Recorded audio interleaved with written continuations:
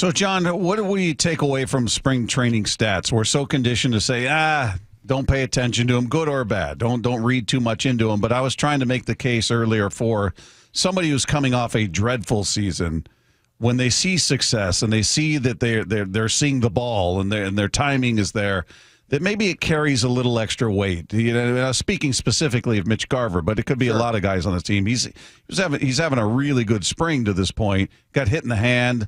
Right. We'll see how that impacts him. No broken bones or anything according to the test results. But do you put a little more maybe into the numbers of a guy who's coming off, what we look at as a dreadful year and he's finding success at the spring training level, or do you say none of it matters until they hit the ground running on day one? I think that the way you laid it out, Bob, is perfect. And there is, in my opinion, weight on Mitch Garver's spring, especially because it did seem like a lot of last year's struggles, while there may have been some physical components to it, but that it was a mental grind for him. And so, yes, I agree the hit by pitch this week was concerning. I think because he had been in such good form and looked like he had put a lot of last year behind him. And so because he had such a difficult year emotionally, mentally, just getting comfortable in a new place, to see him having success, to see him off to a good start, seeing the ball well, to use your wording, I think was really important. I would say the same for Polanco, who's had a pretty solid spring as well. I think the Mariners in general, and Arizona, by the way, is a good place to build your confidence. You might say that Seattle is not the easiest one to maintain your confidence during the course of the year, but Arizona can give you a boost early. And I would even say that Julio's spring has been good, and he has been a slow starter who has had some inconsistencies even in his good years. And so Julio having a grand slam today. Yeah. Julio having a good spring, Garver having a good spring, Polanco having a good spring. I'm excited to see Rowdy Tellez giving some power and some presence. I don't know exactly what the math will look like for him to make the club on opening day, but I've always been a big Rowdy Tellez fan, and so the fact that he is getting a lot of at-bats and showing that he's still got some power left in his bat for a team that needs power, I think is a really good sign as well. Do you know his real first name? I knew it at one time. I don't know it off the top of my head. I should know this, though, because I did a story about him around the World Baseball Classic when he was representing Mexico, and it was a story about his family. So what is his given name? Ryan. Yeah. Rowdy's perfect. Rowdy's much better. Yeah. Much better. Yeah, and to your point, I mean, he got a ton of at-bats. I mean, I think he was second or third and as far as the M's go, but is that... And by the way, if I could add quickly on the at-bats, this is around the time of the spring where numbers like that start to stand out to you. Mm-hmm. So we're 2 weeks away almost exactly from opening day. If you're still in camp by this weekend, objectively, you've got a chance to make the team, in my opinion. I mean, you could want to call it Sunday, Monday, but if you're in camp still after the next few days, you got a shot. And they're starting to, if you're a pitcher, the guys who are having their number called and their name called to get work, that tells you something about how the team feels. There's no scholarships to give out once you get past the middle of March. You're doing it because you got to get your guys ready for the season. And so to your point about Tellez having one of the highest totals of at-bats of anybody in camp, that's very illustrative, in my opinion, of someone that the front office is seeing, wants to see, and has a legitimate chance to have a role in this ball club. Is he, as far as young guys go for the Mariners, is he the one that stands out to you that's maybe been the biggest pleasant surprise? Or is there somebody else? So it's interesting. I mean, I think that Emerson's numbers, and obviously he was sent out today, Emerson's numbers didn't necessarily jump off the page in terms of if you look at the full OPS, but I think you saw moments, power, athleticism, and you were there in camp for the week to be able to put eyes on the ball club. For me, it's Emerson showing that he's got a chance to impact this team. And again, it's not going to be at the start of the season, but it may not be as long as maybe some people thought it was going to be, because there are certain prospects who show up in spring training and look the part. They look like they belong. Julio was that way basically the spring before he showed up. And I think that's what I've seen from Emerson in the glimpses that I've had. I think Ford has continued to take a step. And so for a team that's needed offense, their bounce back guys have showed up, and some of their young guys have shown up. So I think overall, with the exception obviously of the Kirby injury situation, it's been a pretty good camp for the Mariners. Yeah, I was looking at the numbers after Sunday night, I think it was, and just total runs scored. They were second in all of spring training behind the Cubs at that point. I don't know where they sit at the current moment. But again, I was trying not to get too excited, but it is good to see a team that was so bad offensively for the majority of the season at least look like, all right, they're putting it together. Now, the other side of it is they've given up a bunch of runs too. Does that mean the pitching staff's going to stink? No, a lot of it's guys that won't even be with the team at the big league level. But has anything changed in your opinion based on what you've seen or read about this team to this point in spring training? Or is that, again, just another way of acknowledging the stats or not acknowledging the stats of spring training? I do think probably, if you want to call them the number one stories to this point, are that Kirby's not ready and that the hitting has been better than expected. And time will tell the overall impact of both of those things. There's no mistaking how important Kirby is to this team. And it's very encouraging what Justin Hollander said about there being no structural damage. That's encouraging. But the reality is he's not pitching right now. And so when that's the case, you're going to worry, especially when it's someone who is as important as Kirby is, and especially someone who relies on his command as much as George does. And that's where it doesn't take a lot for a pitcher who really relies on his command and location to get a little bit off.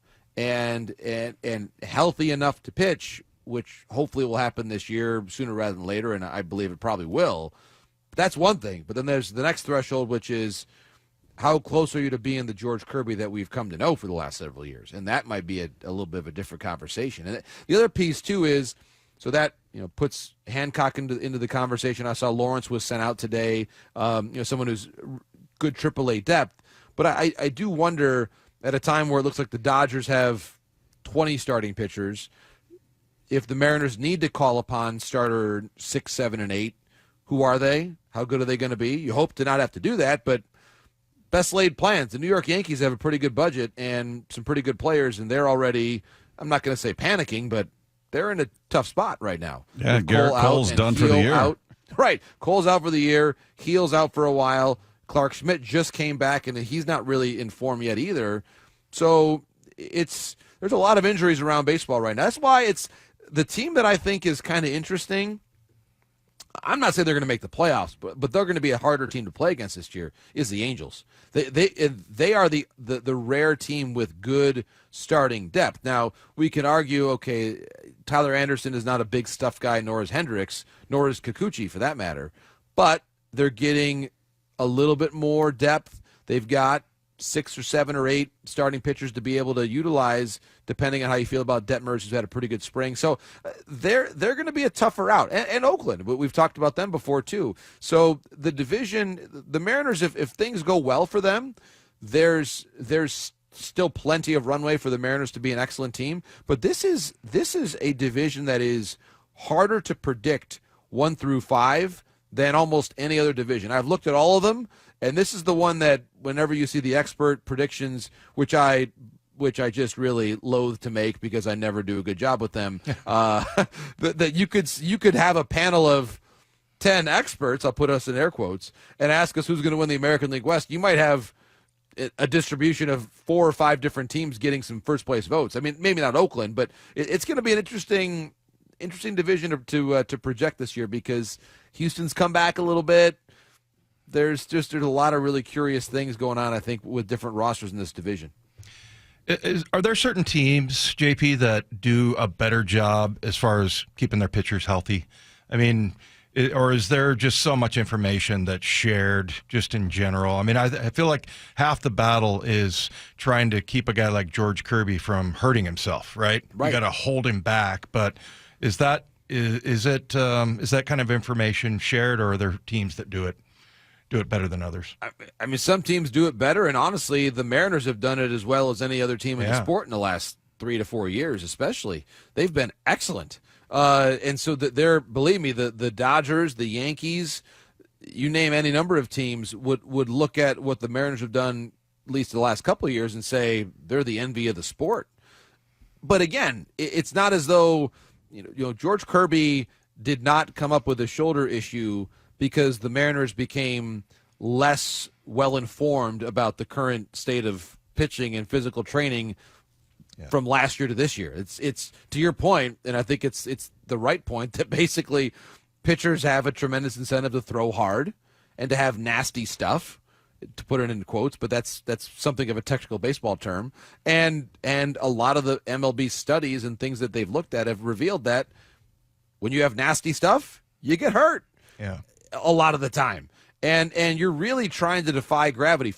We've talked about just the general nastiness of this staff before.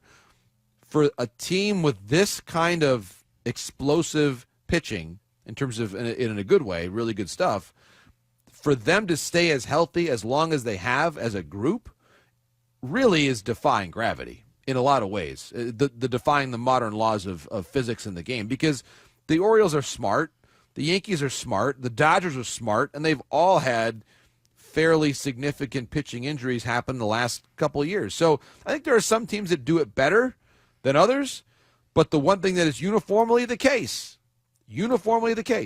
is that there are tremendous incentives in the game for pitchers to say, listen, you could either be average for a long time, throw in 90 or 91, you might be a minor league call-up here and there, or if you air it out and find a way to spike your velo up to 97, 98, you might have a 5 or 6 year career instead of a 10-year career, but a larger percentage of those years are going to be in the big leagues where the money is.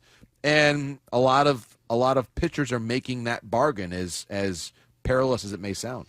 Hey, where do you put Dave Roberts in the hierarchy of great managers in baseball? He just signed a 4-year extension, which sets a record for managers. He's going to be the highest paid manager. And, by today's standards, it doesn't sound like a ton of money, considering what Juan Soto and Shohei are signing for. He's going to make $8.1 million as the average annual value of the deal.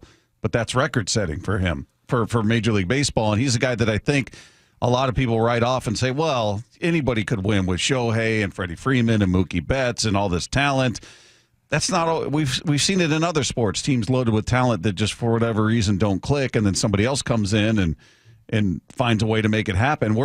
I think he gets a little shortchanged by the star power that they have there. I think he's a very good manager, is my point. But where do you put him amongst the hierarchy of the best managers in the game? Historically great, if we're going to be literal about it. So where he ranks, this is an important note here, among all managers in the game with at least 1,000 games managed in the big leagues, Dave Roberts has the best winning percentage of all of them. The best. 627. That is a really, really impressive number. You think about his career, okay, he's been the manager for 10 years. He has made 9 playoff appearances. That's 8 more than the Mariners have had in over 2 decades. Right. And actually, if I'm being technical here, that includes the 1 year that he managed. He was an interim manager for a couple games with San Diego. So actually, his L.A. tenure, it's 9 for 9. 9 years as a manager, 9 playoff appearances. So it's amazing. I mean, the 10th year only counts because he managed 1 game with the Padres in 2015. The next year he comes to L.A. at the age of 44, and he manages 9 years, and he makes the playoff every single year with 2 World Series titles. And I will argue this point with anyone. You're in a big market. You've got generational talents on your team. You had Mookie Betts changing positions twice last year. You had to manage Shohei in year 1 with all the focus on him. Freddie Freeman, all he went through on and off the field, injuries, all the injuries that he dealt with his pitching staff. You could not ask for more of a manager than what Dave Roberts gives you. And I would maintain that when you think about the types of players he has had, and not just now, but going back into the past too. He had Puig. He had some interesting characters years ago too. That he had to manage, and so I just think he's done an outstanding job. So professional, and I'll say this: we're lucky in the jobs that we have at MLB Network to do a lot of showcase games where we see the Dodgers a lot, home and a road. I've lucky to be at Dodger Stadium a lot. And I can tell you that Dave Roberts, in those meetings that we have when it's a production meeting and you've got the play-by-play analyst, I'll be there, the producer sometimes is there too, and we're talking about storylines, and he is as comfortable and personable and helpful as anybody in baseball. Yeah. And a player, manager, he gets it.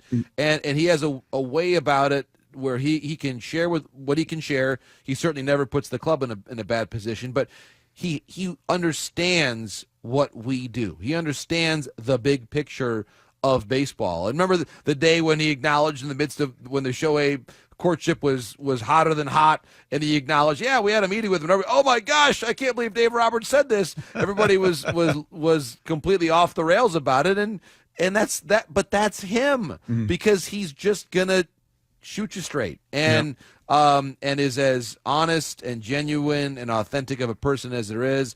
I sent him a text when he got the extension, and he wrote me back a really nice note as well. He's a really professional, great person, and so he's a very easy guy for people like me to root for, honestly. And he's a really easy person to play for if you're Shohei or Mookie or Freddie, because he gets it. So thrilled for him, and I agree. He was probably underpaid for a long time, and I'm happy to see him get the recognition. You're one of the best out there. You should be acknowledged as such. Hopefully you don't get the same level of lack of attention that Dave Roberts gets. just because you're great at what you do, people think it's easy. It's not easy being Jon Morosi. It's not easy being great. Well, again, I appreciate the kind words, as I say many times. My wife, who's a physician, is taking care of her patients. She's got a tough job. I love my job. I work hard at my job, but I'm blessed to have it, and I look forward to this conversation every week, my friends. Thanks for everything. We appreciate you, John. Have a great rest of your week. All the best, guys. Thank you so much. I appreciate it. Thank you. There you go. There's Jon Morosi, everybody, if you missed it.